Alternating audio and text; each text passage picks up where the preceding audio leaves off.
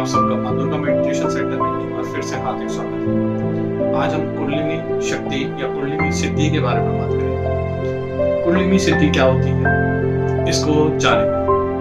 इसको जानने से पहले आप हमारे चैनल को लाइक करें और सब्सक्राइब करें। कुंडलिनी, आप सबने बहुत सुना होगा कुंडलिनी किसे कहते हैं। कुंडली जागृत हो गई, कुंडलिनी जगाए, व्हील अलाइनमेंट कराए। विदेशों में, वेस्टर्न में आजकल बहुत ज्यादा चर्चित होता है योग स्टूडियो में दे विल डू द चक्रा के अलाइनमेंट करते हैं, वो लोग चक्र को एक्टिवेट करते हैं।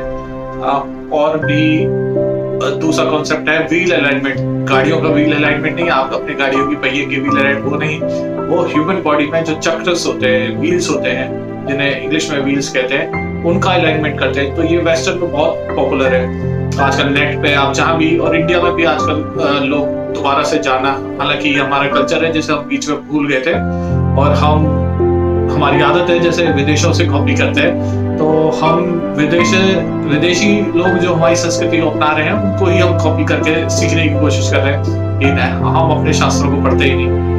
तो कुंडलिनी होती क्या है? देखिए, कुंडलिनी का आप सबको पता है कि हमारे यहाँ भगवान विष्णु और भगवान शिव को दो सुप्रीम गॉड माने गए हैं। कुछ लोग भगवान शिव को सुप्रीम गॉड मानते हैं और कुछ लोग भगवान विष्णु को सुप्रीम गॉड मानते हैं। जो भगवान शिव को मानते हैं वो शैव संप्रदाय कहलाते हैं, शैव तंत्र को मानते हैं। जो भगवान विष्णु को मानते हैं वो वैष्णव कहलाते हैं। शिव तंत्र में कुंडलिनी का बहुत महत्व है। इसमें यह माना गया है कि जो सुप्रीम गॉड है वो डिवाइन फेमिनिन एनर्जी से, यानी शक्ति से, जिसे शक्ति कहते हैं, उससे मिलते हैं। जब शिव और शक्ति का मिलन होता है तो एक अतुलनीय ऊर्जा पैदा होती है जिससे कोई भी कार्य असंभव नहीं रह जाता। यह ऊर्जा आपको हर आयाम में, हर कार्य के जो जितने भी उसके एस्पेक्ट्स होते हैं, जितने भी डायमेंशंस होते हैं, सब में आपको कामयाबी दिला सकते हैं। तो शिव तंत्र में कुंडलिनी ये कहलाती है।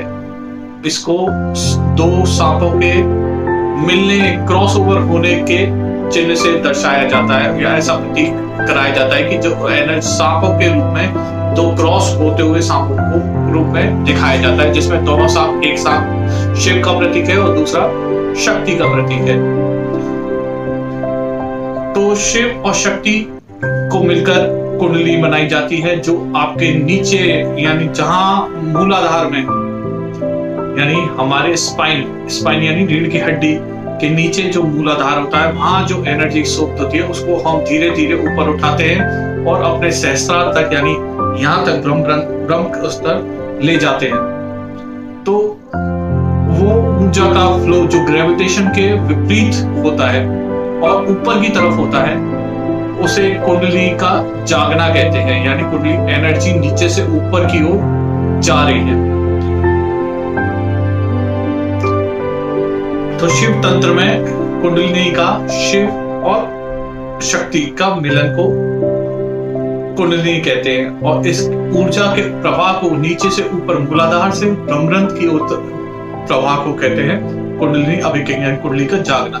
जब ये जागती है तो इनके जहां जहां मिलन बिंदु होते हैं, जैसे स्नेक की कुंडली मिलन होते हैं, वहां 7 पॉइंट होते हैं। 7 पॉइंट को चक्र माना जाता है। चक्र त्रिकोण के आकार के होते हैं, जिनको, हालांकि चक्र का मीन होता है व्हील मतलब गोल होता है, लेकिन ये जो चक्र होते हैं वे त्रिकोण के आकार में होते हैं। और इनको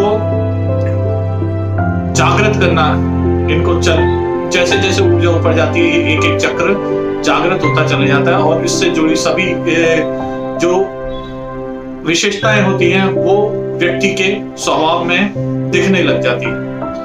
वैष्णव संप्रदाय में कुंडलिनी का कुछ भाग है जो शिव तंत्र से मेल नहीं खाता, मतलब उसके साथ अलाइनमेंट नहीं होता। वहां ये माना जाता है कि दो एक मूलाधार से जो एनर्जी का फ्लो होता है, यानी मूलाधार में सुप्त अवस्था में जो ऊर्जा होती है उसको जगा के एक ईड़ा और एक पिघला, दोनों नाड़ियों से उनका प्रवाह ऊपर की ओर किया जाता है, और फिर उस ऊपर के प्रवाह को जहाँ प्राण स्थित होते हैं, वहां से उसके प्रवाह को वापस एक तीसरी जो नाड़ी होती है सुषुम्ना, यानी जो बीच में होती है, उसमें प्रवाहित किया जाता है। तो कुंडलिनी जागृत होती है और उस सुषुम्ना नाड़ी में ही ये 7 चक्र स्थित होते हैं, जो हमारे अलग अलग जीवन की विशेषताओं को इंगित करते हैं या रिलेट होते हैं, और उनसे हमें उन जीवन के उन विशेषताओं में सफलता प्राप्त होती है। अब आते हैं हठ योग में। हठ योग में ये माना जाता है कि हमारे ऊपर की तरफ, ब्रह्मरंध्र की तरफ एक अमृत कलश होता है, जहां से वो अमृत या तो योग के द्वारा या अन्य क्रियाओं के द्वारा उसको निकाला जाता है, और वो हमारे तालू में यानी नीचे की तरफ वो धीरे धीरे धीरे टपकता रहता है, और हमें एहसास होता है कि कुछ द्रव्य हमारे गिर रहा है मुंह में, और वो नीचे जाके मूलाधार में जो ऊर्जा होती है उस पर गिरता है, और वो ऊर्जा एक्टिव होती है, तो वो कुंडलिनी जागृत हो जाती है। तो ये कुंडलिनी के बारे में एक मोटी तौर पर जानकारी थी। कुंडलिनी वैसे तो एक ऐसी ऊर्जा का सूत्र है, यानी आप ये कह सकते हैं कि जब हमको बाहर, हमारे शास्त्रों में देखा है ना कि जब आपको बाहर ना दिखे कुछ, तो आप अपने अंदर देखिए, तो वो अंदर ही है, यानी सारी जो ऊर्जा है, सारी एनर्जी है, वो सब आपके अंदर है, सिर्फ हमको उसको एक्टिवेट करना है। यानी जैसे आपके पास खूब सारे पैसे हैं, लेकिन आपको पता ही नहीं है कि आपके पास पैसे हैं, और आप भिखारी की तरह जीवन जी रहे हो। तो ऐसे आपके पास हर कार्य करने की क्षमता है, लेकिन हमको सिर्फ उस क्षमता को पहचानना और उसको जागृत करना है, वो ही कुंडलिनी है। और उसको जागृत करते हैं तो हम जीवन के हर एक कार्य क्षेत्र में, हर एक जीवन का हर एक आयाम में सफलता अर्जित करते हैं। उसको जागृत करने के बहुत सारे तरीके हैं, उन पर हम आगे के वीडियो में चर्चा करेंगे, लेकिन अभी हम सिर्फ कुंडलियों के बारे में चर्चा कर रहे हैं कि कुंडली है क्या। तो मेरे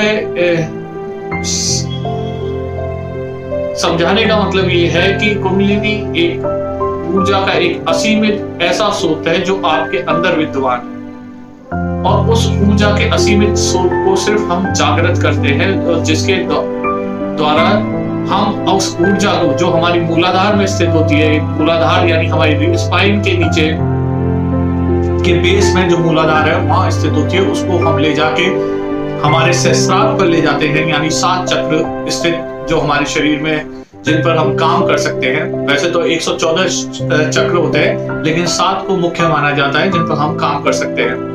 उनमें से सबसे ऊपर वाले चक्र पर ले जाते हैं, और जहां पर एक सहस्त्रार चक्र होता है, जो ऐसा होता है कि जब बल्ब नीचे से लाइट ले गए और हम ऊपर हमारे बल्ब को जला दिया। अब जब उस बल्ब को जल जाता है, यानी जब वो लाइट जल जाती है, तो एक अलग ही व्यक्ति का व्यक्तित्व हो जाता है। लेकिन इस सब के लिए बहुत ज्यादा कॉन्शियसनेस बहुत जरूरी है उन सब चीजों को। लेकिन जैसे होता है ना कि आपने इलेक्ट्रिक को छेड़ तो दिया, लेकिन आपने सावधानी नहीं रखी, तो वो झटका किसको लगेगा? आपको ही लगेगा। तो ऐसे ही कुंडलिनी के साथ है।